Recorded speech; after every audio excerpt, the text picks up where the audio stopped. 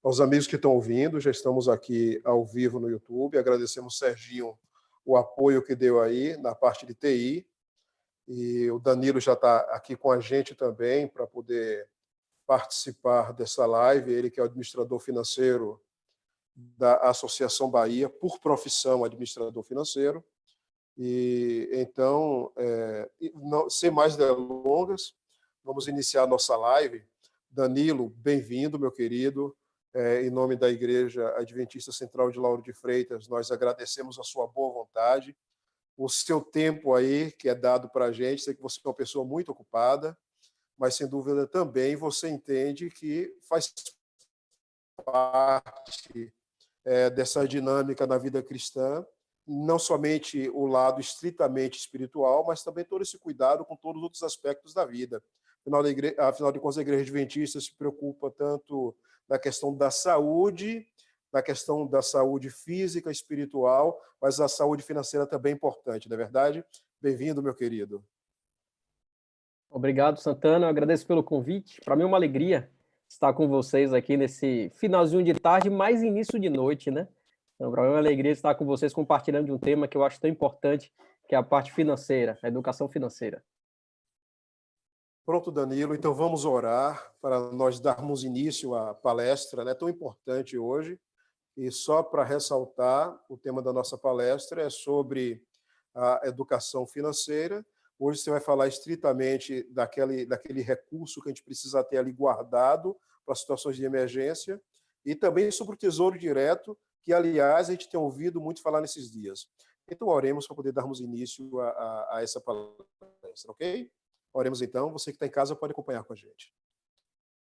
Querido Deus, amado Senhor, nós te agradecemos muito pela luz que o Senhor tem dado ao teu povo, pelo conhecimento tanto das coisas espirituais como das coisas seculares úteis para a vida. E nós não somos egoístas. Esse conhecimento que o Senhor tem dado para a gente, nós entendemos que é uma bênção e as bênçãos precisam ser compartilhadas. Então, Senhor, nós te agradecemos por esta ferramenta aqui agora, a fim de servir como educação para o teu povo, ao mesmo tempo que eu rogo uma bênção sobre o Danilo, a fim de que o seu Espírito Santo possa conduzi-lo agora novamente nesta palestra que ele irá trazer para a gente. Tudo isso nós te pedimos com o coração cheio de gratidão e em nome de Jesus. Amém. Amém. Danilo, contigo, meu querido. Fique à vontade. Mais uma vez, obrigado pelo convite. Eu vou projetar aqui uma tela para a gente ir acompanhando junto com esse bate-papo, a gente acompanhando algumas informações. Está aparecendo para você, Santana, que você é meu... Sim. Oh, maravilha. Só para a gente falar um pouquinho sobre esse tema que é tão importante. Primeiro a gente tem que fazer, antes da gente tocar no assunto, falar sobre fundo de emergência, antes da gente falar sobre tesouro direto, a gente precisa fazer algumas perguntas. E a primeira pergunta é: por que eu tenho que me preocupar com esse tema? Por que eu tenho que me preocupar com a parte financeira? Por que eu tenho que me preocupar com finanças? Por que eu tenho que pensar nisso? Por que eu tenho que praticar isso?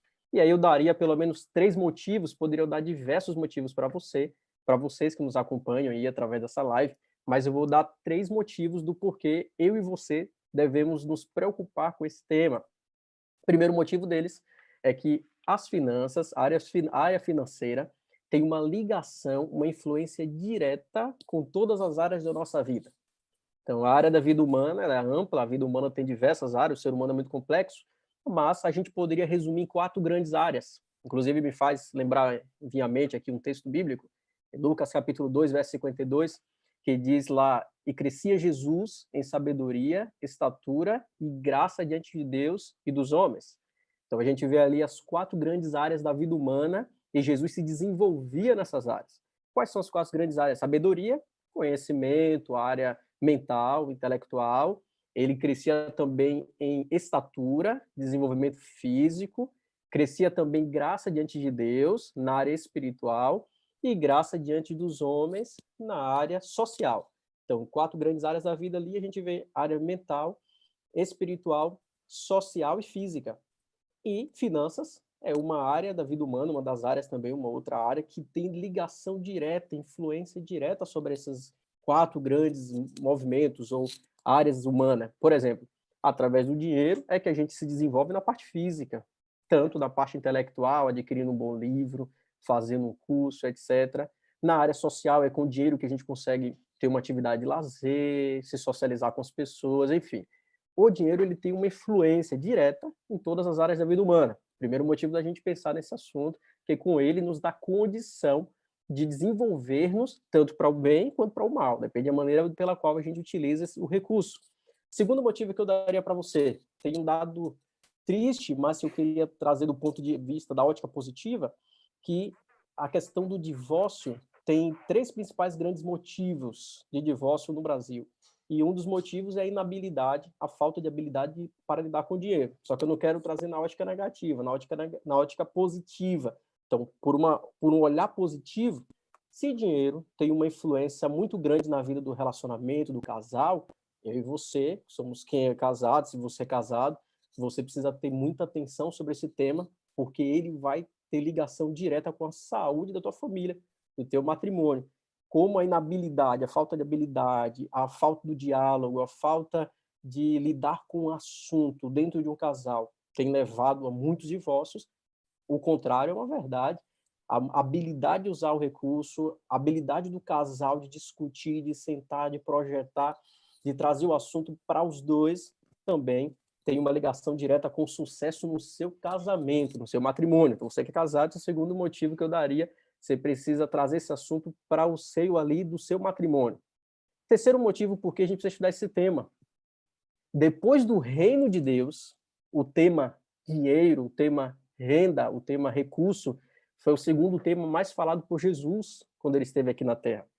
Iniciou as parábolas, ensinamentos, admoestações, conselhos, orientações, diversas vezes Jesus falou sobre esse tema. Foi o segundo tema mais falado por Cristo. Primeiro, o reino de Deus, e o segundo, a parte financeira. Olha, 3 motivos que eu lhe daria aí para você pensar, discutir, refletir e praticar esse tema. Deixa eu trazer só alguns textos aqui para a gente conversar um pouquinho. Primeira reflexão que a gente tem que fazer: aonde está o meu dinheiro? A primeira pergunta. Você tem percebido como você tem utilizado o recurso? Com que fim ele tem acontecido? Ou seja, com que você gasta o seu recurso, a maneira que você o utiliza, ele tem te beneficiado, ele tem trazido contentamento? A gente não vai ler, eu teria diversos textos bíblicos para ler para você falando sobre essa área. A Bíblia é repleta de conselhos, inclusive, se você quiser saber o melhor manual de finanças, está aqui, a palavra de Deus, aqui tem muita coisa, tudo que é necessário. Por exemplo, você pode pegar em 1 Timóteo capítulo 6, a partir do verso 6, você vai ver ali logo no primeiro verso, Deus falando que tem total interesse nesse assunto, Deus falando que quer que esse assunto traga contentamento para as pessoas. O apóstolo Paulo está ali discorrendo sobre isso, e ele usa a expressão contentamento, ou seja, paz de espírito, é um assunto para trazer benefícios para a gente. São vários os versos, a gente não vai citar muitos versos, mas eu queria trazer alguns trechos também do Espírito e Profecia. Tem uma escritora norte-americana, chamada Ellen White, que ela diz o seguinte, esse texto eu queria compartilhar com você: a questão da dívida e do manejo com o dinheiro está intimamente relacionado ao sucesso em nossas atividades, bem como diretamente ligado à saúde mental e espiritual. Olha que fantástico. A escritora norte-americana está dizendo que a questão da dívida, e detalhe, aqui ela não está falando só sobre a dívida, a gente sabe que a pessoa com dívida perde o sono, muitas preocupações, a pessoa pode acarretar até uma doença, a pessoa pode afetar a sua produtividade no trabalho, as suas relações com as pessoas. A pessoa endividada, ela tem uma série de problemas que ela passa, mas Ellen White está dizendo aqui que não é só a questão da dívida, é também a questão da forma com que eu lido com esse assunto, a maneira com que eu lido, o manejo com o dinheiro, a maneira de utilizar esse assunto, de entender esse assunto, praticar esse assunto, tem uma direção direta, tem uma ligação direta com o sucesso em nossas atividades. Ou seja, se eu lido bem com o dinheiro, eu vou ter sucesso em diversas atividades e áreas da minha vida. Se eu não consigo lidar bem com esse assunto, também vou ter o contrário. Eu vou perder a saúde, tanto mental, inclusive até espiritual. Então, olha que é um assunto muito interessante. 1 Timóteo capítulo 6, verso 6, mostra ali na ótica também espiritual o assunto. É muito interessante, vale a pena você anotar e ler o texto depois. 1 Timóteo, capítulo 6, verso 6 até o verso 10. Deixa eu trazer só algumas coisas para a gente refletir sobre endividamento das famílias brasileiras. No Brasil, antes da crise, esse número vai ser atualizado, muito provavelmente vai ter aumentado, mas antes da crise que a gente está vivendo econômica, no Brasil, 63% das famílias já incorriam em dívidas. Já estavam endividados, é um número muito alto, a cada 10, 6 pessoas endividadas. Olha o quadro geral, 15% das famílias brasileiras, antes da pandemia, estavam muito endividadas. 24% aproximadamente, mais ou menos endividadas, os outros 24% pouco endividadas e apenas 36% não tinham dívidas. De 100 famílias, apenas 36 não tinham dívida antes da pandemia. Com relação às famílias endividadas, 29%, ou seja, a cada 10 famílias, 3 tinha conta em atraso. Não só tinha dívida, não só contraiu empréstimo, financiamento, enfim, mas também não estava conseguindo pagar em dia essa dívida. Estava pagando atrasado, ou seja, pagando muitos juros. E isso a gente está falando de a cada 10, 3 famílias pagando as contas com atraso, pagando juros. É um percentual muito alto. E a cada 10, uma família já estava sem condição de pagar suas dívidas. A dívida já estava no valor tão elevado que a família não conseguia mais honrar com seus compromissos. Olha que outro dado interessante. Quais são os principais motivos de endividamento da família? 78% quase das famílias estão endividadas no cartão de crédito. Então, o cartão de crédito é o vilão, 77%. Segundo o carnê, crédito pessoal, financiamento de carro, e está aí as outras dívidas das famílias brasileiras, sendo que a maior delas, cartão de crédito. Que aqui eu vou até falar um negócio interessante do cartão de crédito. A palavra crédito soa uma coisa boa, então tem uma estratégia de marketing por trás do nome, que crédito a gente lembra de coisa boa, e débito coisa ruim. Mas, na verdade, o cartão de crédito deveria se chamar cartão de débito, porque quando você utiliza o cartão de crédito, você gera uma dívida para você. Ou seja, você não tem esse crédito na mão, você vai gerar um endividamento. Já o cartão de débito, você tem o dinheiro na conta, você vai estar usando o seu próprio dinheiro. Aí esse sim, não vai te gerar um débito. Ou seja, é uma ação de marketing para que você utilize bastante o cartão de crédito. Eu posso usar o cartão de crédito? Pode, desde que dentro de uma perspectiva do seu orçamento familiar. Ou seja, o cartão deve ser utilizado dentro do seu planejamento financeiro. Você ganha R$1.000 e naquele mês, um exemplo, sua feira do seu mercado é R$400. Então, o cartão de crédito pode ser utilizado para pagar ali as despesas de feira. Dos R$400, você vai ganhar um tempo ali, você vai ganhar uma pontuação no cartão que traz alguns benefícios e também um tempo para pagar aquela conta. Hoje existe, por exemplo, diversos cartões sem anuidade, sem o custo de uma taxa. Você não precisa trazer mais custo para sua família. Com relação a juros compostos, dá uma olhadinha nessa tabela, só para a gente refletir. Eu vou pegar só um item. Digamos que sua fatura do cartão de crédito é R$100 e você decidiu que não vai pagar, enfim, não vai priorizar e vou botar na gaveta. É R$100, não vou conseguir pagar ou não quero pagar agora e decide não pagar. R$100. Depois do ano, esses R$100 vai estar no débito de R$389. E depois de 2 anos, aquela dívida de R$100, foi o valor da sua compra, depois de 2 anos sem pagar, vai se transformar em R$1.517. Ou seja, 2 anos sem pagar R$100 para o cartão, para o operador de cartão, você vai ter aí os juros de R$1.417, uma conta enorme e uma despesa que você não precisa ter. Eu queria citar um verso da Bíblia agora nesse momento, só para a gente refletir um pouquinho. Em Provérbios, capítulo 22, verso 7, diz assim: o rico domina sobre o pobre, e o que toma emprestado é servo de quem empresta. Então, Salomão, em sua sabedoria, o homem mais sábio da terra, já declarou que o rico domina sobre os pobres. Inclusive, é lá no plural, a raiz da palavra em hebraica está no plural, pobre está no plural. E quem toma emprestado é servo de quem empresta. É só olhar para a tabela e você vê que uma dívida de R$100 se transforma em 700 depois de 2 anos, se for no cheque especial, quase R$1.000 se for uma dívida financeira, que é um dos principais compromissos e tipo de empréstimo, financiamento que se faz. E se for no cartão, que é o vilão aí, no sentido de juros, você vai ter uma despesa para sua família aí 15 vezes maior o valor da compra, uma coisa que você não precisa ter. E olha que a gente está fazendo a simulação de R$100. Se a gente fosse fazer essa simulação de R$ 1.000, quanto não daria? É melhor a gente nem fazer.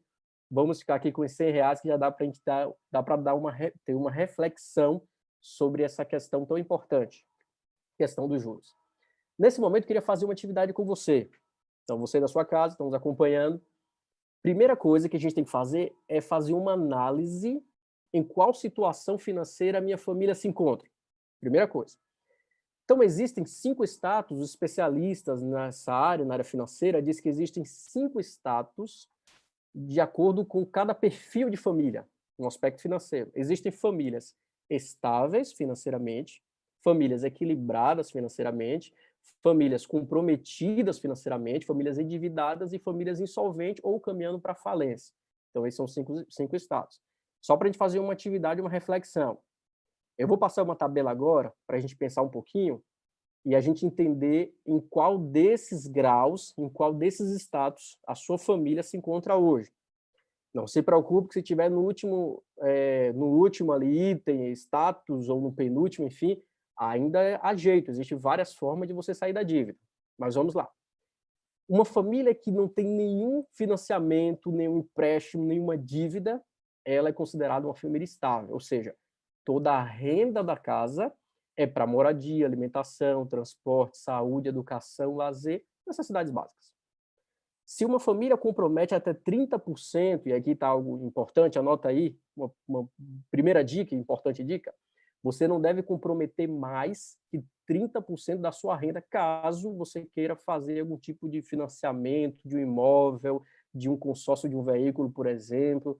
O ideal é não comprometer mais 30%. O ideal mesmo é você se organizar para juntar o recurso, tentar comprar na medida possível à vista, mas tem alguns projetos que são um pouco maior, a questão financeira, e você tem que, em algum momento, dar uma entrada, que é bom se organizar para ter um valor para dar uma entrada, e pode ser que, em algum momento, você precise recorrer a um tipo de financiamento, de empréstimo. Se precisar, para algum projeto muito específico, não comprometa mais que 30%. As famílias que conseguem comprometer no máximo 30% do seu ganho são classificadas como famílias equilibradas financeiramente. Se você comprometeu ou se endividou entre 31% a 70% do que você ganha, sua família já está classificada como comprometida. Se os seus compromissos, as suas dívidas, está entre 71% a 100% do que você ganha, já está endividada. E se a sua dívida é maior do que o seu ganho hoje, a sua família está classificada, o seu status como insolvente. Repito, há diversas formas de você sair dessas 2 últimas situações, das 3 últimas situações. Então, não é o momento da palestra de hoje, mas tem diversas formas de você se livrar da dívida, diversas formas. Então, se você está nessas 3, ainda há esperança, há jeito, tem como sim resolver a situação. O importante é você saber onde você está para fazer uma reflexão. Tudo isso para a gente pensar um pouquinho e chegar já sobre fundo de emergência e vários tipos de renda fixa, por exemplo. Por que as pessoas se endividam? Há algumas questões. Primeiro, gastam além do que ganham. Tem um texto da escritora Ellen White também que eu gosto muito, que diz o seguinte: muitíssimos, não se educaram de modo a poderem conservar seus gastos dentro do limite de suas entradas. Não aprendem a se adaptar às circunstâncias, como estamos vivendo uma dessa agora, uma circunstância financeira. E vez após vez tomam emprestado, ficando sobrecarregados de dívidas e, consequentemente, desanimados. Até o texto bíblico, Romanos capítulo 13, versos 7 e 8, diz: a ninguém deveis coisa alguma, e por aí vai. Então, a gente tem que se organizar para não precisar tomar empréstimo, ter endividamento e um custo que a gente não precisa trazer para dentro de casa. Já a gente vai falar sobre isso. Fica tranquilo, a gente chega lá. Segundo motivo por que as famílias se endividam: falta de economia. Olha que texto que eu acho também fantástico, da escritora norte-americana Ellen White, que hoje os especialistas na área financeira, os economistas e educadores financeiros vão falar isso sempre. Cuide dos centavos e os reais cuidarão de si mesmo. Quer ver? Faça uma conta, estamos vendo uma pandemia, uma crise, sente sua família e faça alguns cortes pequenos. Corte R$ 30 daqui, 10 dali, 40 dali. Tente cortar R$ 100 só que você corte ali com pequenos gastos. R$ 100 de economia por mês vai trazer no ano uma economia de R$ 1.200.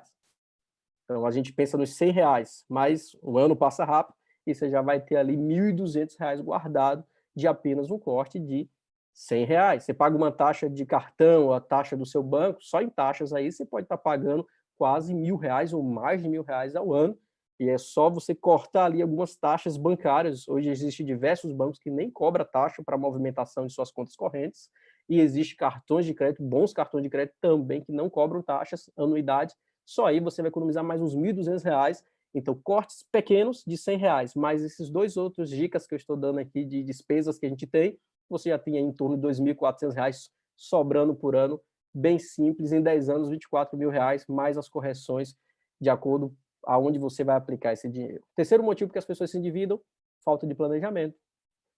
E tem uma frase assim, ó, não gaste antes de receber e não gaste tudo o que recebe. Já já falar um pouquinho sobre isso. Consumo exagerado, existem as pseudo-necessidades. Então a mídia fica o tempo inteiro dizendo, compra, é só hoje, não perca, é imperdível. Esses dias eu peguei um produto de uma loja, coloquei no carrinho eletrônico, deixei lá por 10 dias, porque ela dizia só hoje. E passaram 10 dias e todos os dias eu olhava e o preço do produto estava o mesmo. Então, na verdade, é mais para criar uma necessidade. Olha que dado interessante. 95% das compras do brasileiro, 95% foi feita uma pesquisa, são compras por impulso, das quais o brasileiro não precisava daquele produto. Mas a propaganda ali contagiou, criou uma necessidade falsa, ele comprou, pouco tempo depois, o produto estava lá no campo, não era necessário. Segunda dica importante, que não está aqui na apresentação, sente com sua família, pegue um papel, pode ser a planilha do Excel, escreva lista de objetivos da família. Aí você escreve lá, quais são os objetivos? Comprar um sofá, trocar a geladeira, comprar um carro, fazer uma viagem, enfim. Faz a sua lista de objetivos, coloca do lado o valor, o custo para alcançar esses objetivos, quanto você tem que guardar por mês e em quanto tempo você vai conseguir realizar. E aí trabalhe, se organize para juntar o recurso para realizar os seus objetivos, coisas que você realmente quer, que vai ser um benefício para a família e que vocês vão correr atrás para conseguir realizar esses sonhos. Então você vai ter coisas sempre que você precisa e vai conseguir viver de forma mais plena, mais satisfatória na área financeira na sua vida, que vai contribuir muito, vai te ajudar muito de forma organizada. Quinto motivo que as pessoas se endividam, desorganização e falta de habilidade, falta de domínio próprio, falta de controle, falta de critérios ao adquirir bem, são as pseudo-necessidades. Olha outro trecho de Ellen White, outro texto muito forte. Todos devem aprender a tomar notas de suas despesas. Alguns a negligenciam, como não sendo coisa essencial. É um erro. Todas as despesas devem ser anotadas com exatidão. Então, tome nota de tudo que você gasta. Sexto motivo, não formação de fundos de emergência, que é o tema aqui que a gente vai abordar hoje. Tem um dado do Banco Mundial, que apenas 32% dos brasileiros guardam dinheiro, sendo que a média no mundo é 48%. A média o Brasil é bem abaixo da média mundial, e aqui é uma média mundial, e tem países que chegam até 73%. As pessoas guardam até 73% do que ganham. Um outro texto de Ellen White, os recursos que tendes conseguido não têm sido sábia e economicamente gastos, de maneira a deixar margem para, no caso de vides, adoecer, vossa família não sofra privações. Falando sobre fundo de emergência, vamos chegar no assunto agora. Os especialistas falam que existem duas maneiras de você fazer um fundo de emergência. Uma maneira é você entender o cálculo. Os especialistas falam que você tem que guardar pelo menos 6 vezes seu custo mensal. Então, quanto é o custo mensal da sua família? Senta, faz as contas de água, de luz, etc. Supermercado. Faz ali o levantamento do custo mensal. Então, você tem um custo da família de R$ 1.000, por exemplo. Então, você tem que ter guardado como reserva de emergência 6 vezes o seu custo mensal. Então, se o custo mensal é R$ 1.000, R$ 6.000. Você precisa ter, no mínimo, R$ 6.000 guardado para nenhuma emergência, nenhuma eventualidade, perda de emprego, diminuição de renda, uma pandemia como a gente está vivendo, você ter aquele recurso para utilizar e passar pelaquela crise. Então, no mínimo, 6 vezes, no mínimo, de 6 a 12 vezes, no mínimo 6 vezes o seu custo mensal. Essa é a regrinha. Vamos agora fazer aqui uma simulação. Digamos que você ganha R$ 1.500 e você decidiu guardar 10%, que aqui é outra forma de fazer o fundo de reserva, entre 10% a 30% do que você ganha. Anota essa outra dica. Você deve guardar entre 10% a 30% do que você ganha, no mínimo. Se você decide guardar e começar agora com 10%, e não se preocupe, se as contas estão apertadas, comece com 2%, com 3%, vá aumentando. O importante é você começar. O importante é começar a guardar dinheiro, começar a economizar. Se você guarda 10%, você ganha R$ 1.500, no ano você vai ter R$ 1.800. Com um ano você já vai ter R$ 1.800. Se a partir de hoje você faz as suas coisas, você realiza os seus sonhos, os seus objetivos, com uma lista de objetivos, ou seja, você sentou, detalhou, escreveu o que você quer alcançar e todo o seu recurso, todas as suas reservas, suas economias são para alcançar aqueles objetivos. Se você começou a fazer isso, você também não vai precisar mais pegar seu 13º e seu 1 terço de férias, que são bônus, ou seja, não existe 13 contas de energia, não existe 13 contas de supermercado, são 12. O 13º salário é um bônus, então pega esse 13º salário e guarda, não precisa gastar tudo. Guarda para utilizar dentro do seu planejamento familiar, dos seus objetivos, dos propósitos da família. Se você pega esse dinheiro, você junta mais esse valor, mais R$ 1.500, mais R$ 500 de 1 terço de férias, que também é um bônus. No mês que você sai de férias, você ganha 1 terço a mais do seu salário. Guarda esse 1 terço também. Você, em um ano, já vai ter R$ 3.800, guardando apenas 10% do que você ganha por mês e utilizando o 13º e 1 terço de férias para compor essa reserva, ou compor esse fundo. Você já tem R$ 3.800. 10 anos que passa muito rápido, se você fizer uma retrospectiva, você vê como passa rápido 10 anos, você já vai ter R$ 38.000, e se for colocado em uma aplicação que rende aí em torno de 0,5% ao mês, que é a média da inflação que tem dado nos últimos anos, você já vai ter ali com a correção R$ 51.000, guardando apenas 10% para quem ganha 1.500, e tendo essa reserva, e você realizando seus sonhos, seus objetivos dentro desse planejamento. Sobre estabilidade financeira, algumas dicas importantes. Não faça crediário, não compre por impulso, não compre com fome. Quando você vai ao mercado com fome, você compra coisas que você não precisa. Então, faça uma lista e tome cuidado com compra com crianças. Nunca saia para comprar sem antes fazer uma lista de necessidades. Evite cartão de crédito, repito, desde que você pode utilizar, desde que dentro do seu planejamento. Exemplo, você ganha R$ 2.000, e tem as suas despesas, use o seu cartão para pagar suas despesas já programadas, e não para fazer gastos não programados. O cartão é vilão quando faz gastos não programados, por isso que 77% da dívida das famílias brasileiras é no cartão, e é a maior dívida, é um juros muito alto, e é um custo, repito, que você não precisa trazer para dentro do seu lar. Tenha seguro do carro, tenha seguro de saúde, cálculo de despesas, reserva financeira. Eu conheço uma pessoa que só nessa parte de seguro de saúde precisou fazer uma cirurgia e a cirurgia era R$ 50.000, então se organize para ter um plano de saúde, se organize, isso aqui são despesas necessárias para a família. 45% dos brasileiros apenas fazem seu controle financeiro, ou melhor, não fazem, e 55% fazem. Dos que fazem o controle, de 10 pessoas, 3 controlam no papel, 2 no Excel e 1 por aplicativo.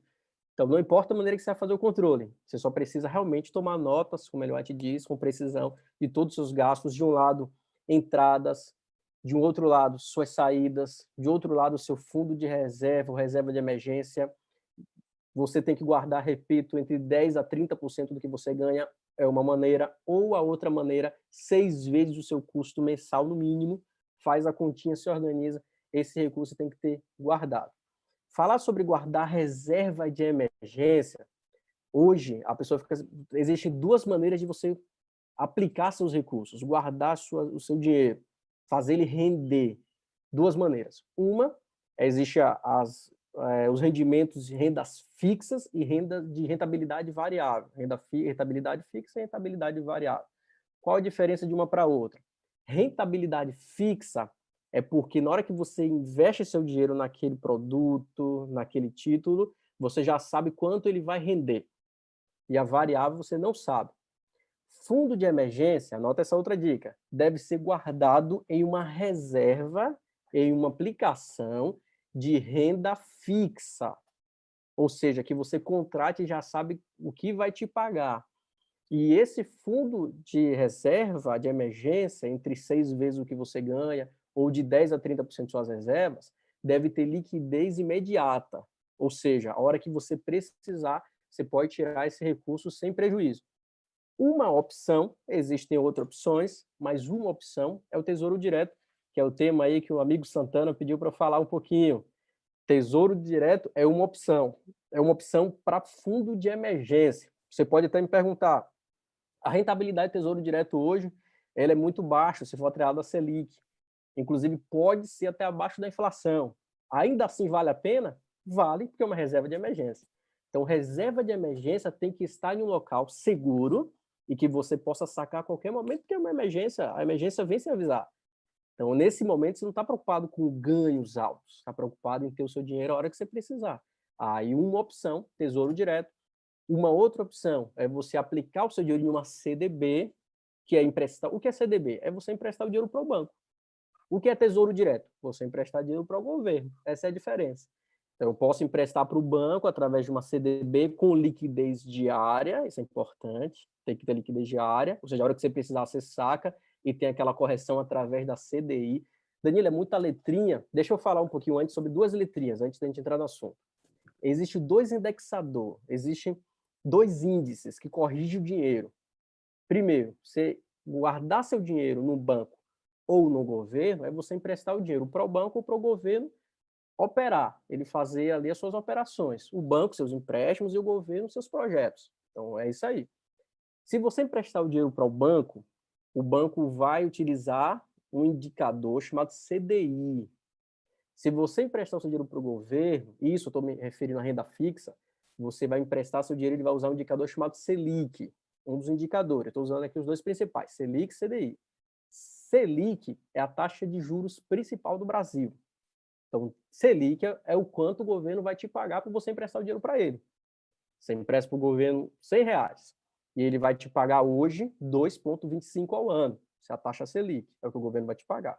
Se você emprestar para o banco esse mesmo R$ 100 através de uma CDB, que é um título do banco, é um título privado, o banco vai te pagar com base em uma outra taxa, CDI.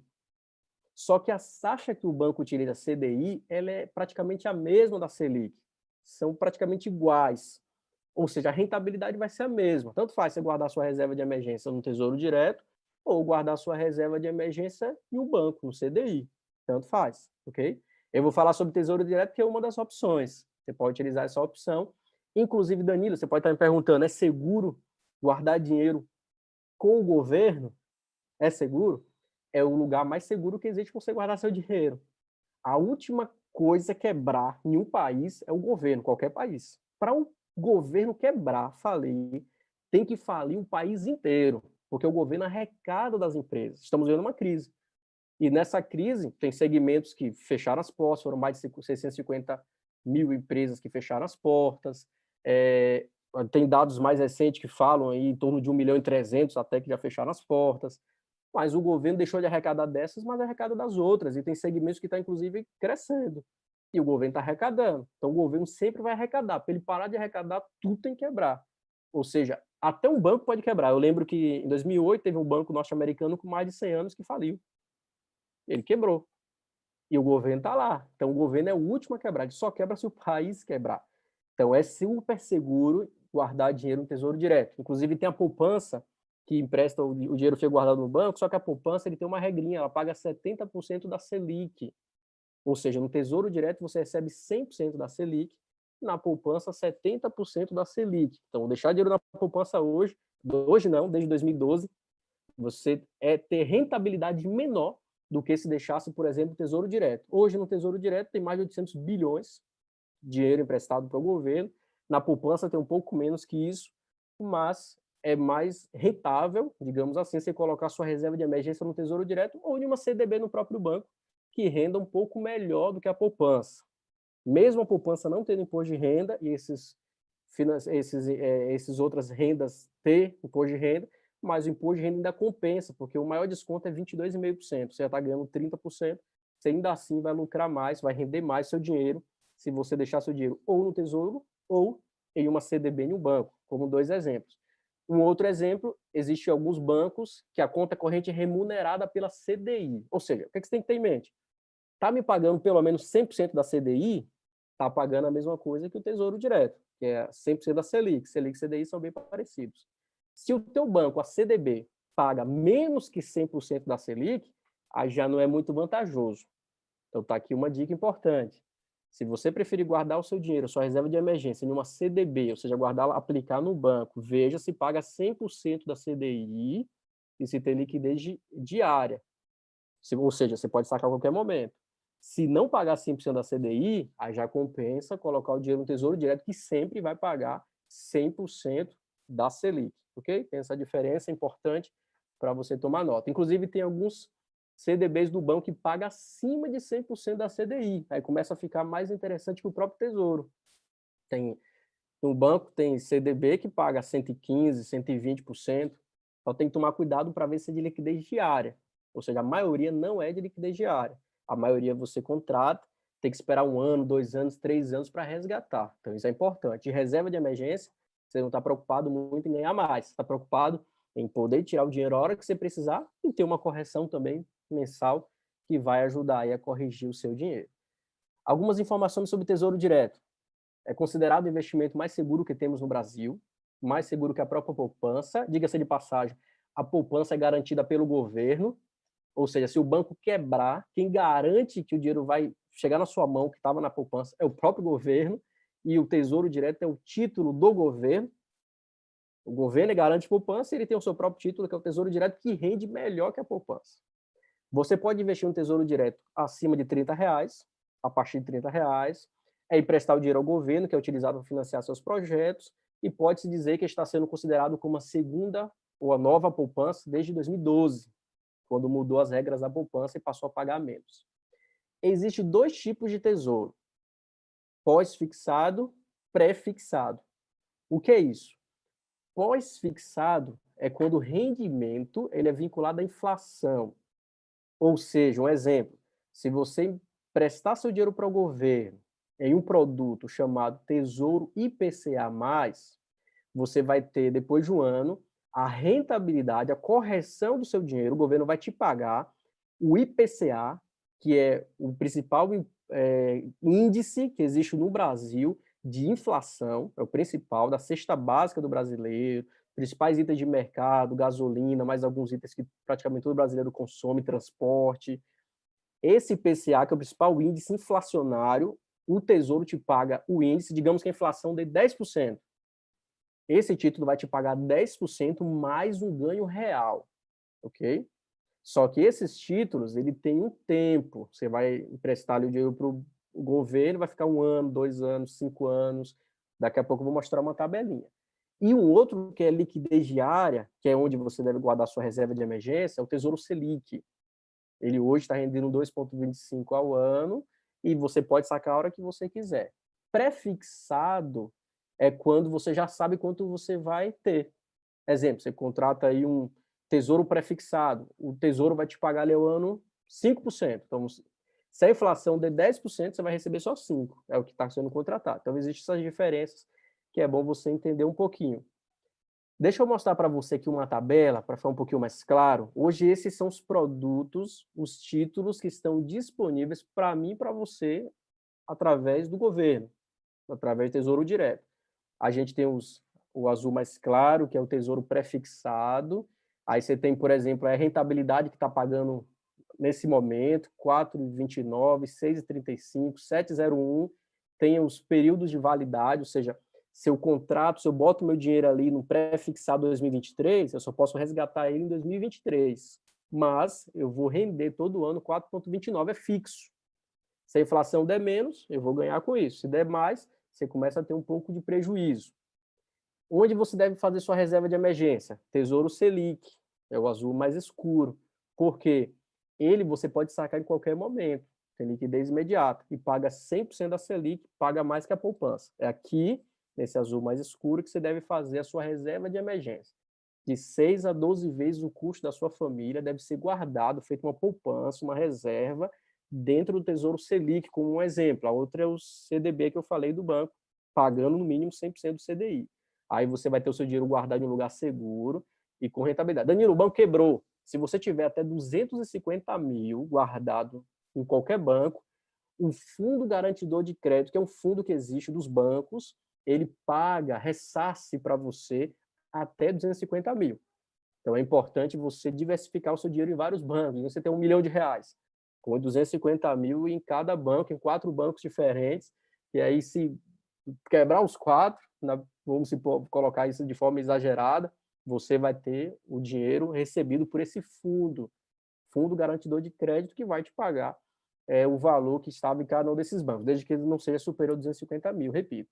E o Tesouro Selic é o próprio governo, como eu falei, que só quebra se quebrar o país inteiro, que é quase impossível, é um cenário muito apocalíptico, né? Mas é um lugar que você guarda e também vai ter o seu retorno ali melhor que a poupança, ok? E outros títulos, anota essa dica importante, médio e longo prazo. Se você tem um objetivo de trocar de carro, se você tem o objetivo de guardar dinheiro para a faculdade do seu filho, primeira coisa que você tem que fazer, reserva de emergência, anota aí, primeira coisa de tudo. Eu tenho que ter pelo menos 6 vezes o meu custo da minha família guardado para uma emergência. Onde eu boto esse dinheiro? Em um lugar que eu posso sacar a qualquer momento sem prejuízo. Uma dica, Tesouro Selic.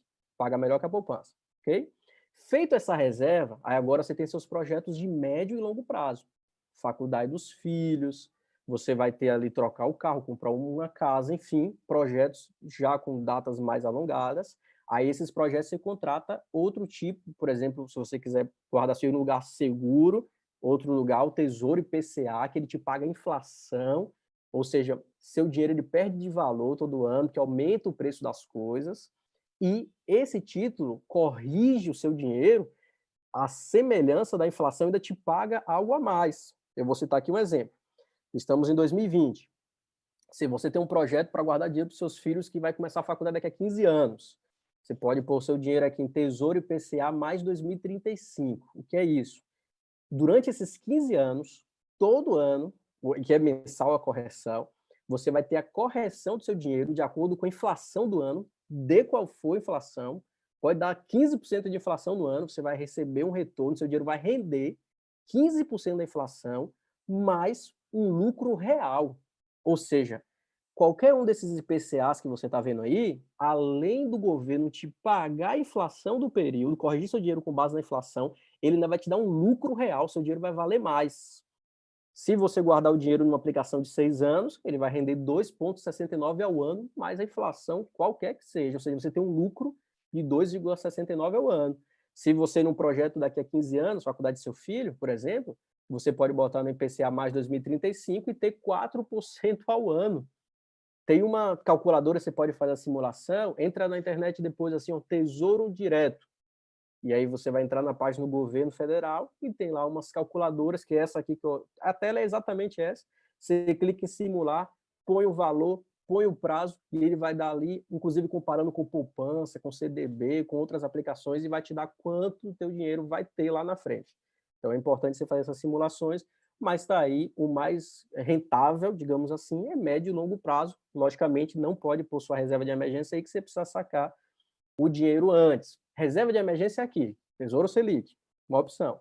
É o título mais seguro e conservador, não possui oscilações, como ele sempre paga, por exemplo, 2,25 ao ano, que está agora, ele vai estar sempre crescendo, ele não tem um momento que ele desvaloriza, ele sempre cresce, que ele sempre está pagando mais, ele sempre está sendo valorizado, a linha da curva dele é essa aqui de pagamento. Tem liquidez diária, você pode sacar a qualquer momento, pode ser utilizado para reserva de emergência, rendimentos vinculados à taxa de juros, rende em torno de 98% a 100% do CDI, que é aquele que é emprestar o dinheiro para os bancos. Agora, se você resgatar abaixo de 30 dias, pode ter prejuízo sobre o lucro, porque a tabela de imposto de renda, o IOF, eu vou mostrar já já. Mas não é que você perde o dinheiro. Digamos, você botou R$ 1.000 e precisou tirar no dia seguinte, ou depois de 10 dias. Não esperou pelo menos 30 dias. Aí, do ganho, que o ganho é diário, do lucro, vai ter uma cobrança de IOF, do lucro. Você vai ressacar, depois de 10 dias, os mesmos R$ 1.000 e um pouquinho mais, só vai ter o imposto sobre o lucro. Ou seja, o prejuízo é do lucro, e não, você não perde o seu capital. Mesmo se sacar no dia seguinte, você vai tirar o seu capital inteiro. Por isso que é um título muito seguro. Quais são as taxas do Tesouro? Taxa de custódia, que é 0,25% ao ano sobre o ganho, sobre o lucro. Então, tem uma cobrança de 0,25% do ganho. E taxa de corretora. Tem algumas corretoras que não cobram nada. Danilo, tem uma corretora. Corretora é uma instituição financeira pela qual está autorizada pelo Banco Central a operar investimentos. Então, você não consegue aplicar no Tesouro Direto através do seu banco. Você tem que abrir uma conta de uma corretora. Aí tem diversas corretoras. Danilo, qual é segura? É só entrar no próprio site do Tesouro Direto, Tesouro Nacional. Lá vai ter a relação de todas as seguradoras, corretoras que são seguras, que são autorizadas a trabalhar e a operar. E lá você vai ver o nome de diversas opções. Você vai ter diversas opções lá. Contrata uma delas, o dinheiro é transferido do seu banco para essa corretora também faz parte do Fundo Garantidor de Crédito, ou seja, se a corretora quebrar e você tiver lá até 250 mil, você vai receber o seu dinheiro, porque existe um fundo que paga em caso de falência da corretora, então fique tranquilo, desde que ela esteja na lista da CVM, da Comissão de Valores Mobiliários, ou seja, desde que ela esteja listada lá no site do Tesouro Nacional. É só entrar e ver se ela está lá. Aí tem vários exemplos. Tem corretora que não cobra nada para aplicar o seu para aplicar o seu dinheiro no Tesouro Direto. Não cobra nada. Então tem a Rico, por exemplo, tem a do Bradesco, a Ágora Investimentos, como exemplo aqui de duas, não cobra taxa nenhuma. Então essa taxa de corretora pode ser de 0 a 2% do lucro ao ano. Tem corretora que cobra nada. Procure uma que não cobra nada, para que você não tenha mais esse custo e o seu dinheiro renda até mais. Como funciona na tributação do Tesouro Direto? Se você aplicar um dinheiro no Tesouro Direto, R$100, vamos comparar aqui com a poupança. Você bota R$100 na poupança e R$100 no Tesouro Direto. Na poupança, se você sacar antes de qualquer momento que você sacar, você não vai ter imposto de renda. Ou seja, você vai ter uma rentabilidade, uma correção de 70% depois de 30 dias, que lá tem o aniversário. Sacou em 30 dias não tem nada. No Tesouro, mesmo sacando antes de 30 dias, você já tem uma correção. Ok? E lá paga no Tesouro 100% da Selic, a poupança paga 70%. Só que no Tesouro cobra imposto de renda, mas é aqui a tabelinha. Se você deixar o dinheiro guardado no Tesouro Direto por 180 dias ou 6 meses, se você sacar nesse período de 6 meses, sobre o lucro é descontado 22,5%. Mas lembre que na poupança só rende 70%. Então, você está descontando 22,5%, você tinha 30% de ganho real, você vai ser mais vantajoso mesmo sacando antes do tempo. Só que quanto mais tempo você deixa o dinheiro parado lá no Tesouro Selic, menos vai ser esse desconto de imposto de renda na hora que você resgatar. Se você deixar entre 6 meses a um ano, você vai pagar 20% só sobre o lucro, repito. Se for de um ano até 2 anos, de 361 a 720 dias, 17,5%. Se seu dinheiro ficar guardado, sua reserva pelo menos 2 anos, na hora que você resgatar, você vai ter um desconto de apenas 15% do lucro. Lembra que na poupança você teria 30%, então é sempre mais vantajoso. IOF, que é aquele imposto que eu falei, é só se você sacar antes de 30 dias, porque diferente da poupança, o Tesouro Direto, ele rende diariamente. Na poupança, ele só rende no aniversário, ou seja, você deixou R$100 na poupança hoje, tem que esperar 30 dias para render. No Tesouro, não. Você deixou 100 hoje, amanhã já rende, no segundo dia rende, terceiro rende, aí vai. Rende diariamente. Aí, quanto mais dias você deixar, menor incidência de imposto de renda. Danilo, botei R$100 na poupança hoje. Se eu quiser tirar amanhã, quanto eu vou tirar? R$100. Botei R$100 no Tesouro Direto Selic hoje. Se eu for tirar amanhã, quanto eu vou tirar? R$100 mais a correção dos juros, menos o imposto de renda do lucro. Ou seja, você vai pegar R$100 em uma fraçãozinha. Ou seja, vai descontar 96% do lucro, da renda, do que rendeu. Isso se você sacar só com 30 dias. Se deixar por mais de 30 dias, nem IOF vai ter, só vai ter ali o imposto de renda, ou seja, você vai ter uma rentabilidade aí melhor. Como comprar? Uma opção é a Rico, a outra é a Ágora. A Rico não cobra corretagem, tem outras diversas aí, corretoras, são exemplos de duas. Aqui é só algumas páginas da Rico com uma simulação. Se você resgatar no vencimento, não tem problema, e o Paulo Pago vai ser o acordado aqui mais para longo prazo, quando você contrata pelo IPCA, ou pré-fixado, que você tira antes. Aqui é esse de médio e longo prazo, que é o IPCA, ele tem uma variação, porque a inflação ela muda todo mês. O tesouro do IPCA, se você contrata, por isso que o IPCA, Tesouro Direto atrelado ao IPCA, não pode ser para sua reserva de emergência. Tem que ser para seus projetos de médio e longo prazo, para que você espere o vencimento e saque no vencimento. Exemplo, se você guardou R$1.000 no Tesouro IPCA, 5 anos, daqui para 5 anos você resgatar, e resgatou no meio do caminho, você pode até perder dinheiro, porque a inflação e esse título ele vai modificando o seu valor. Como exemplo, na primeira setinha aqui, na primeira bolinha, você vai ver que o título custava 2.840, a linha azul é o valor comprado, a linha amarela é o valor se fosse vender. Aí ele inverte, em algum momento o valor da venda fica abaixo, ou seja, resumindo, se você no dia 14 de fevereiro de 2013 aplicou R$ 2.840, Tesouro IPCA, só que não esperou o vencimento, sacou em 2014, em janeiro de 2014, ou seja, quase um ano depois. Nessa ocasião, o IPCA, a variação, estava abaixo, ou seja, você perderia, você deixaria de pegar 2.840 para 2.130, a correção seria em cima dos 2.130 e não dos 2.840, você perderia dinheiro. Mas se essa mesma continha você fizesse lá na frente, em 2017, antes do vencimento também, aqui já pegou uma alta, já foi o inverso. O título valorizou. E aí o cálculo seria em cima de 3.430. Ou seja, você comprou 2.840 e na hora de ser corrigido o rendimento, de vez de corrigir em cima de 2.840, corrigiu em cima de 3.430, que era o valor que estava vendendo. Você comprou mais barato, vendeu mais caro, lucrou até além do que você imaginava, do que você tinha contratado. Mas é um risco, por isso que tem que ser para médio e longo prazo. Se você precisar do dinheiro antes do vencimento e tirar, você pode perder, como aqui em janeiro de 2014, ou até ganhar mais do que você contratou, como outubro de 2017. Mas só vai para IPCA se você tiver condições de esperar até o vencimento, que aí é o ideal, porque você sabe exatamente quanto você vai ganhar. Aqueles títulos que eu mostrei para você antes. Contratou para 2026, tem que esperar até 2026 para você ter o ganho que você contratou, que você, na operação ali, que está disposto a te pagar. Aí você esperando até o vencimento, vai ter a rentabilidade do período inteiro, inflação mais um lucro real. Se tirar antes, você vai ter essa oscilação aí, porque o título vai mudando de valor. Isso só para IPCA, tá? Isso é para os objetivos de médio e longo prazo, não para reserva de emergência. Aqui é para os objetivos de médio e longo prazo.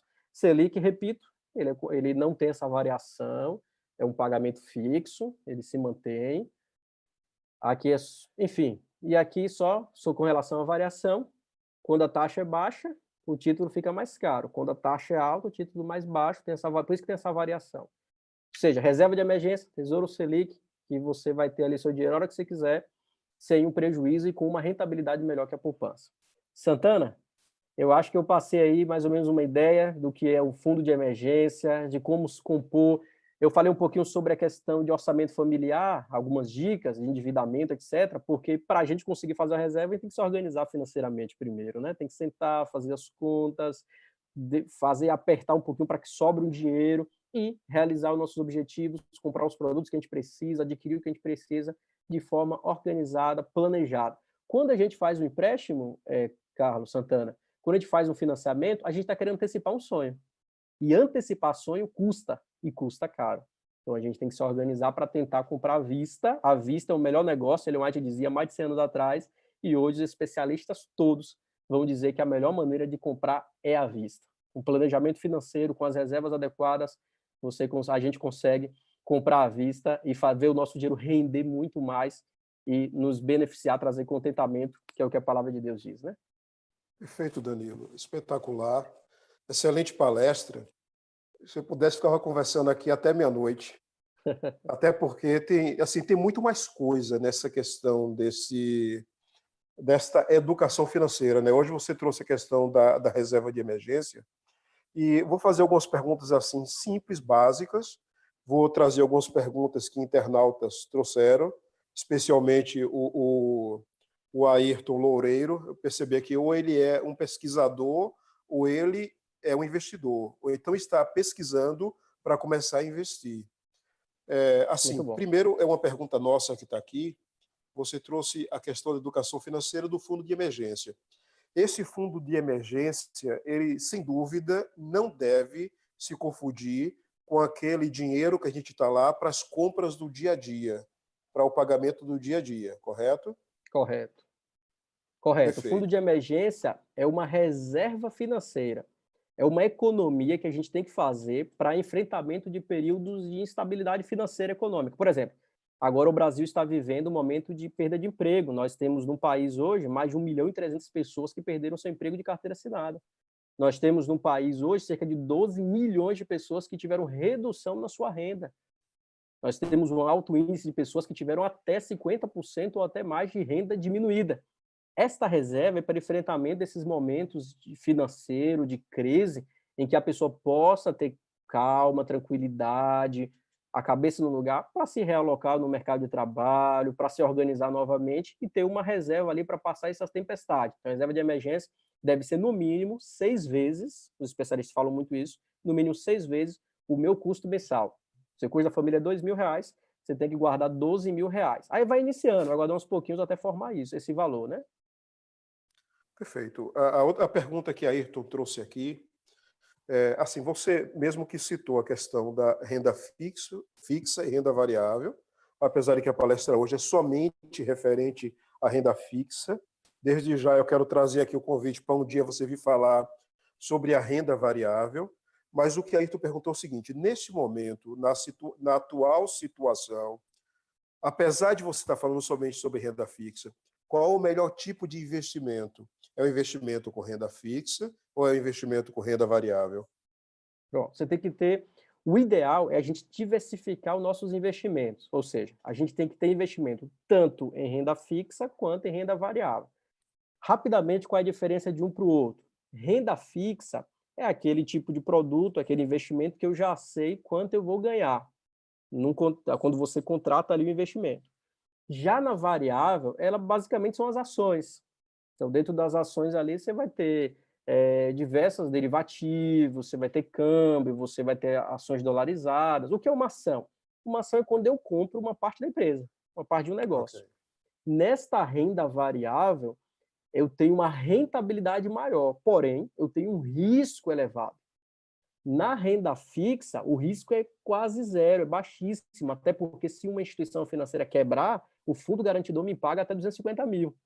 Então, o risco é muito pequeno, quase nulo, salvo se eu tiver mais de 250 mil em uma empresa, que se quebrar eu vou receber só 250 mil, mas o risco é muito baixo.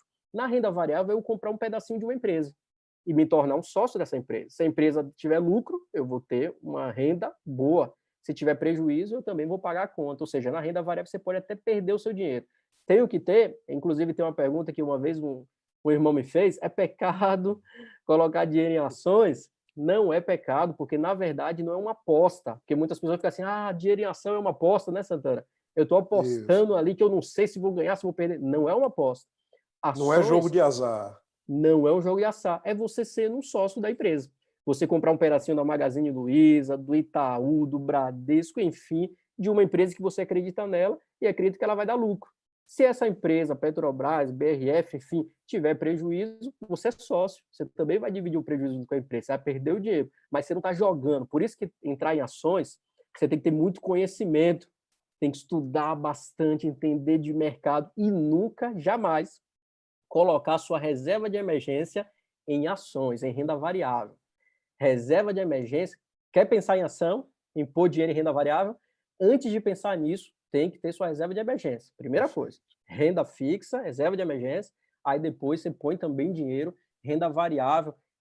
Para quem está começando, tem os fundos de investimentos, que existe um gestor Isso. profissional que faz ali um apanhado de várias empresas, segmentos diferentes e forma um fundo para você botar o dinheiro ali naquele fundo diversificado. Se a indústria vai mal, como agora nós estamos operando com 40% da indústria, mas outros segmentos como o gênero alimentício e e-commerce está estourando, está crescendo, está faturando mais, aí você diversifica ali o seu dinheiro dentro da ação de várias ações diferentes dentro de um fundo e você está bem balanceado, perde em um lugar, ganha em outro que acaba compensando.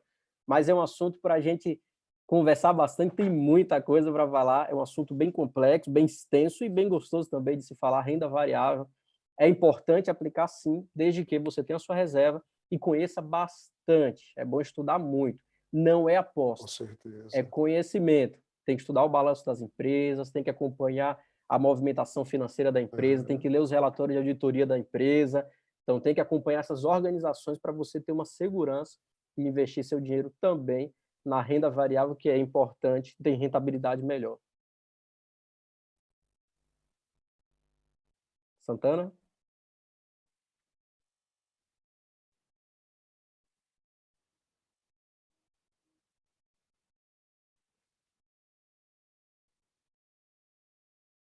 A gente teve um pequeno problema técnico, não sei se o Santana está me escutando.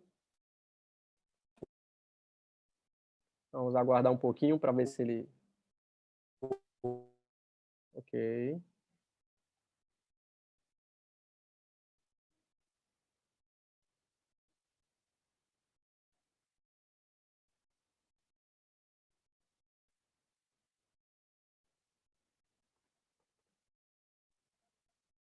Pronto, Santana voltou ali. O áudio, eu acho que... Isso. Pronto, tivemos um problema técnico aí, um pequeno problema técnico, mas estamos de volta, né, Isso. Santana? A internet aqui que está uma maravilha. Mas vocês estão me ouvindo bem?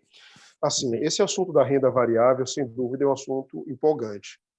É claro que quando a pessoa entra lá na Rico, ou em algum desses, não sei se chamam de banco, é mais corretores, né? Corretoras. Isso, Nessas corretoras. corretoras, lá ele faz uma análise do perfil do investidor para verificar se o investidor é um investidor mais conservador, se é mais arrojado.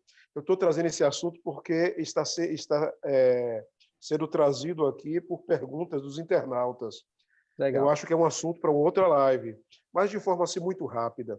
Ele está perguntando aqui em relação ao custo-benefício, quais tipos de fundo de investimento variáveis seriam mais rentáveis. Eu falei que ele é pesquisador, é Ayrton.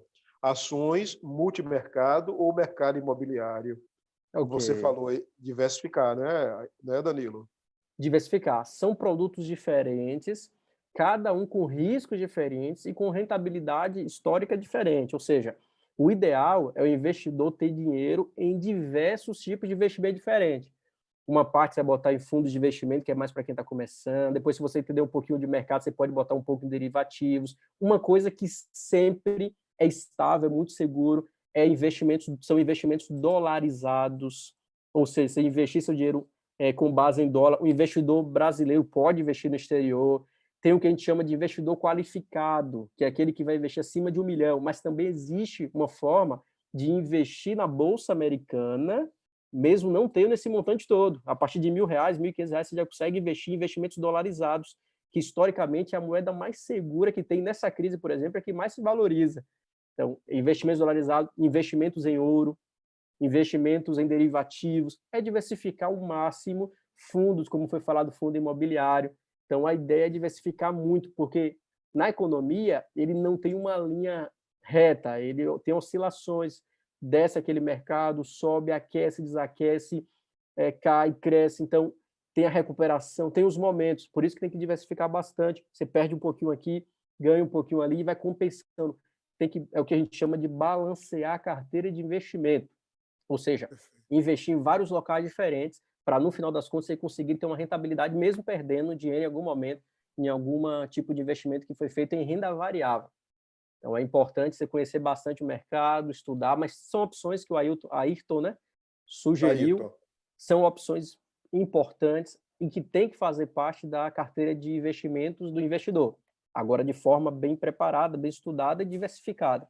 Essas empresas corretoras, Santana, que você citou, elas dão também algumas sugestões de portfólio de investimentos. Ela já sugere, olha, a tendência é essa aqui, sua carteira você pode balancear assim, ou a tendência do mercado está nessa direção, essas empresas são mais seguras. Uma dica interessante para quem quer investir em renda variável, começa por fundos de investimentos, que vai ter um gestor profissional do outro lado, que vai te indicar uma carteira diversificada, não vai direto em uma ação, não pesca lá uma ação, vou pescar aqui o Bradesco, vou pescar a Petrobras, a Vale, não pesca lá uma ação, começa pelo fundo de investimento, estuda o assunto, se aprimora, entende como analisar um balanço, aí você vai conseguir perceber, por exemplo, uma dica importante, para quem já conhece um pouco mais, é você estudar como as empresas se saíram nas crises. Por exemplo, como se saiu a Magazine Luiza na crise de 2008, como se saiu o Bradesco, qual foi o desempenho dela, nas guerras, que empresas centenárias, nas guerras mundiais, como elas se saem das crises, nas pandemias. Então, pesquisa como as empresas se comportaram na crise. As empresas que foram bem, tiveram uma boa performance, são empresas que têm know-how, que têm expertise, que sabem lidar com esses momentos de instabilidade econômica e se sair bem. Então, uma dica é ser sócio, você comprar uma ação, de empresas que são bem profissionais e saem bem em crises. Você não vai ter problema caso tenha uma crise econômica, a empresa tem know-how, muito facilmente, muito provavelmente, ela vai se sair bem da crise. Investimentos dolarizados, investimentos em empresas com bom desempenho em crise, são algumas ideias, mas tem que estudar bem, não é também tão simples assim, você tem que estudar o mercado para entender, diversificar. O principal é diversificar. Perfeito, Danilo. Uma outra pergunta aqui. Alguns bancos digitais rendem 100% do CDI, mas há descontos de dois impostos. Ele citou aqui, imposto de renda e IOF. Por conta desses impostos serem mais vantajosos, por conta desses impostos serem mais vantajosos, é mais vantajoso investir no Tesouro Selic 2025? Não sei se ficou claro, me bananei porque ficou pergunta. Não, ficou claro sim, ficou muito claro.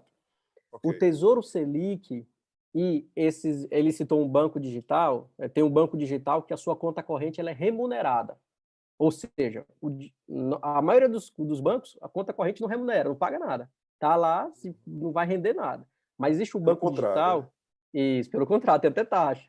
Existe um banco digital que, além de não ter taxa de cobrança ali, aquela cesta de produtos, ou seja, você pode fazer TED, DOC, transferência de um banco para o outro, ilimitado, sem custo nenhum. Os bancos digitais chegaram com força, são boas opções.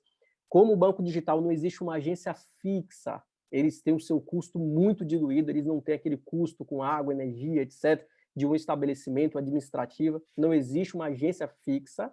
Os bancos digitais precisam estar na CVM, listado lá na Comissão de Valores Mobiliários. Tem muito banco digital, dê uma olhada se esse banco é autorizado para funcionar. Eu vou citar alguns bancos aleatórios aqui, o Inter, o Nubank, são bancos autorizados pelo Banco Central. É só pesquisar se está lá autorizado. Esses bancos fazem parte do Fundo Garantidor de Crédito, do FGC, ou seja, se falir até 250 mil, você é restituído, porque todo mês o banco paga 0,01% para esse fundo, justamente para pagar os seus clientes caso ele tenha falência e dar segurança. Então, pode ter conta nesses bancos sem dificuldade. E nesses bancos ele vai render 100% da CDI. Agora, um detalhe importante, ele citou aí IOF e imposto de renda. IOF, imposto de renda, é sobre qualquer aplicação financeira, exceto algumas, como, por exemplo, você tem um poupança, que não tem essa incidência, mas rende muito pouco. Você tem algumas LCAs, LRIs, tem um monte de letrinha que também não tem a incidência de imposto de renda, mas tanto o CDB desse banco digital, de qualquer uma outra, como o Tesouro Selic, vai ter a mesma incidência. Ou seja, existe imposto de renda no Tesouro Selic e o mesmo valor de imposto de renda lá nesse banco digital que paga 100% da CDI. É a mesma coisa. E o IOF é a mesma coisa. Se você tirar o seu dinheiro antes de 30 dias, vai cobrar IOF tanto em um quanto em outro lugar. A regra é a mesma, porque a regra é instituída pelo Banco Central e aplicável para todas as instituições financeiras. Colocar o dinheiro 100% CDI em um banco ou Tesouro Selic vai ter incidência dos dois impostos, IOF, se o seu dinheiro for tirado, resgatado antes de 30 dias, depois de 30 dias não existe mais IOF para nenhuma aplicação, e o imposto de renda, tanto faz no Selic quanto no 100% do CDI nesse banco digital ou em qualquer um outro CDB, vai ter a mesma incidência também de imposto de renda. É a mesma coisa, então não vai mudar. E só uma pergunta, o que é mais vantajoso, Selic ou CDI? São iguais. Por que são iguais? A Selic é uma taxa instituída pelo governo. Então, existe lá uma comissão que define, que chama Copom. Essa comissão é quem define quanto vai ser a taxa Selic do mês. Já nos bancos, eles não tomam por base a taxa básica de juros Selic, eles têm a taxa própria, CDI, que é crédito disponível interbancário. É uma taxa entre os bancos, que eles definem. Só que o banco sempre define a taxa igual a Selic, por uma razão simples.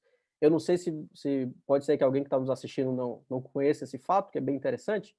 Nenhum banco brasileiro pode fechar o dia com caixa negativo. Ou seja, o banco não pode ter mais saídas ao longo do dia do que entradas. Não pode. Digamos que o banco A chegou no final do dia e teve mais retiradas, mais saques do que depósitos, esse banco tem que tomar dinheiro emprestado para cobrir esse caixa, para ele não fechar negativo. Aí, nessa hora, o banco toma dinheiro emprestado com outro banco, Bradesco com Itaú, Itaú com Bradesco, por aí vai. eles tomam emprestado para fechar o caixa. E eles pagam os juros para o banco que ele tomou emprestado com base na CDI, ou seja, uma taxa deles. Essa taxa é igual a Selic. Se a taxa CDI fosse maior que a Selic, o banco ia pegar dinheiro emprestado do governo, e não de outro banco. Se fosse menor, o banco não ia querer emprestar, ia querer emprestar para o governo. Ou seja, CDI e Selic vai ser uma taxa parecida o tempo todo. Tanto faz você fazer sua reserva de emergência em uma CDB, ou nessa conta corrente desse banco, que paga 100% da CDI, ou no Tesouro Selic, você vai ter a mesma rentabilidade.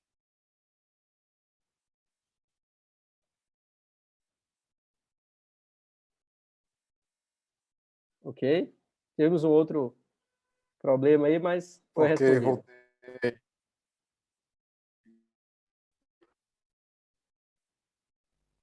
Está me ouvindo?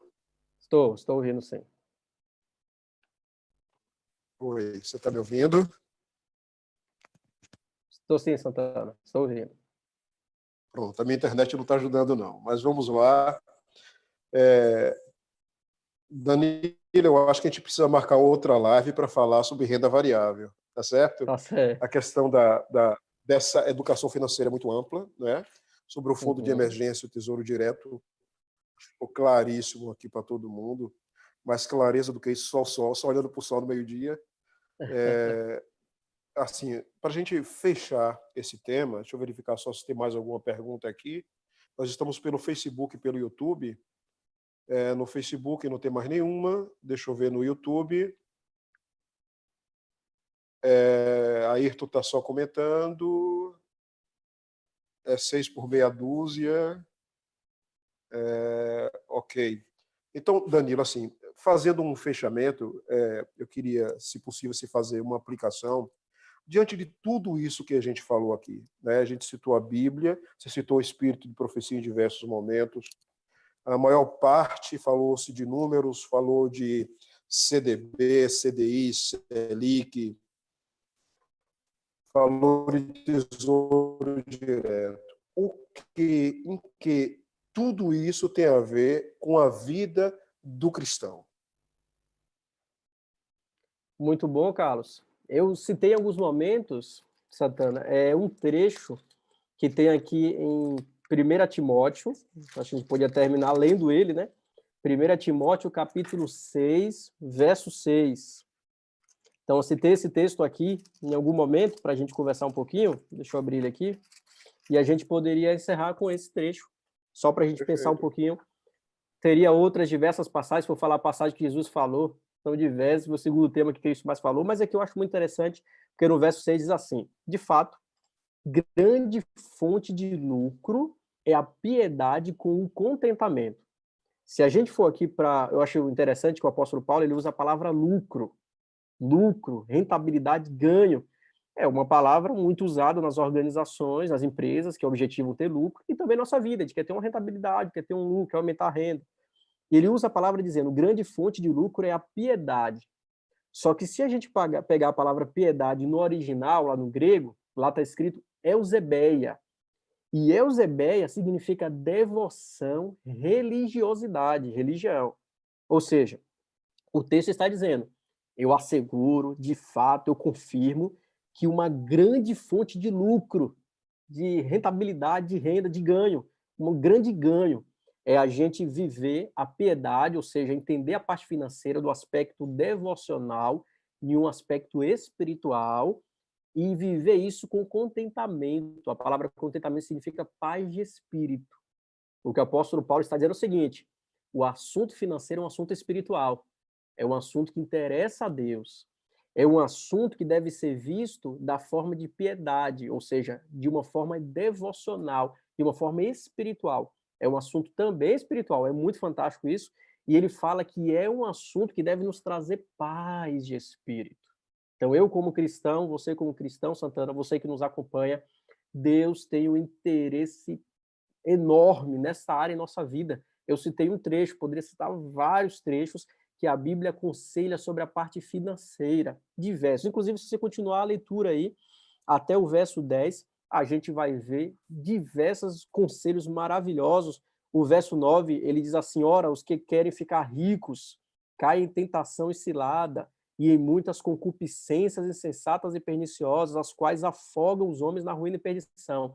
Na minha Bíblia, eu anotei nas 3 primeiras linhas as palavras ricos caem, concupiscências, que significa cobiça, e afogam. Aqui o Paulo está dizendo, dinheiro, recurso, renda, riqueza, traz um mar, ele usa a expressão afogar, um mar de opções, um mar de possibilidades. E muitos dessas diversas opções têm se afogado. E quem é que se afoga?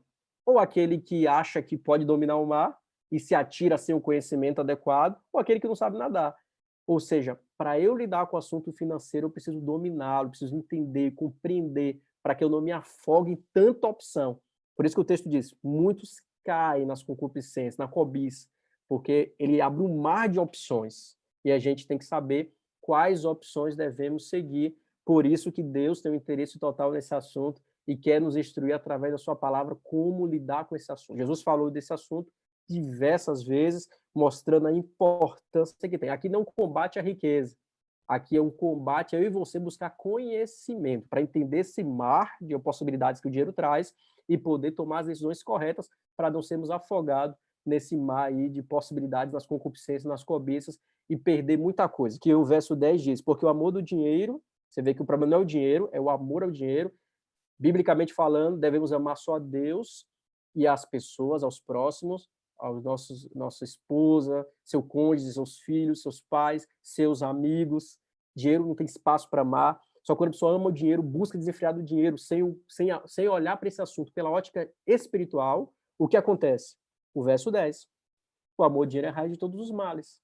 É interessante que a inabilidade com o dinheiro, ele não é como um tronco, não é como as folhas, não é como os galhos, é como uma raiz, ou seja, esse assunto, se não for dominado, se não for compreendido da ótica divina, ele vai enveredando a pessoa com uma raiz sem você nem ver. E quando vê, está ali acontecendo o que o verso 10 termina dizendo, e alguns nessa cobiça, ou seja, nessa busca desenfreada por dinheiro sem o conhecimento espiritual, se desviaram da fé, ou seja, pode ter consequências eternas, só que não são eternas, porque o verso termina dizendo, e a si mesmos se atormentaram com muitas dores. Quantas pessoas buscam dinheiro, obter, ter mais, ter, não dá atenção para os filhos, não dá devida atenção para a esposa, se dedica tanto, coloca tanta energia no trabalho, no querer ter, esquece as pessoas e no final de sua vida nem adoece, nem consegue aproveitar tudo que construiu, ou não dá atenção para o filho no final da vida, vê o seu filho indiferente, ou o seu casamento sendo minado, frustrado, porque trouxe males para ele através desse assunto. Então é um assunto que Deus quer trazer bênção. O verso 6 diz contentamento, é o que Deus quer.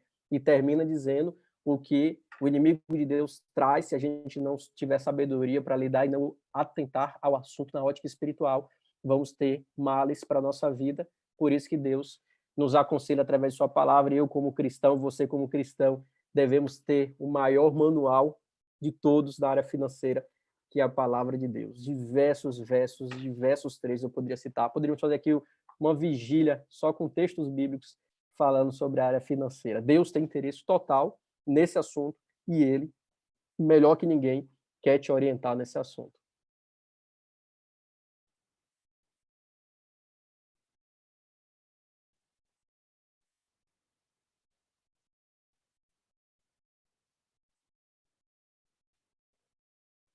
O Santana está conectando novamente. Quando o Santana conecta, eu acredito que a gente já vai caminhar para a conclusão. Enquanto ele conecta, eu acredito que agora vai ser o momento da oração. Então, eu quero convidar você, para a gente que acompanha a gente através dessa live, pelas redes sociais da Igreja de Lauro de Freitas, a encerrarmos esse momento com uma oração. Vamos orar aí na sua casa, vamos fechar os nossos olhos e falar com Deus. Nosso Pai Celeste, obrigado, Senhor, porque através da Tua palavra nós temos a orientação da qual precisamos para vivermos bem e termos plenitude, vida plena nessa área tão importante da nossa vida, que é a área financeira. Que as pessoas que acompanharam essa live, foi passado algum conhecimento para elas, mas que possam buscar sabedoria, sabedoria do alto, buscar entender esse assunto da ótica divina, para que possam ter contentamento, paz de espírito, através dos recursos que são utilizados ali no seu lar. Que os recursos, o suprimento, a renda, o dinheiro, possa ser uma bênção na vida de cada um que está nos assistindo e que, através dos teus conselhos, da tua orientação, possamos caminhar seguros e mais, tendo plenitude através dessa área. Nos abençoa com a tua graça, com a tua misericórdia, com a tua guia, com a tua sabedoria. Em nome de Jesus oramos. Amém.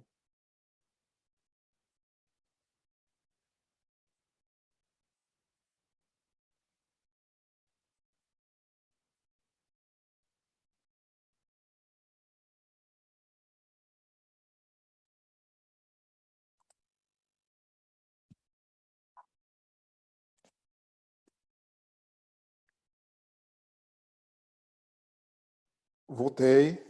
Pronto, Santana, Está eu pronto. fiz a conclusão bíblica e também já fiz a oração.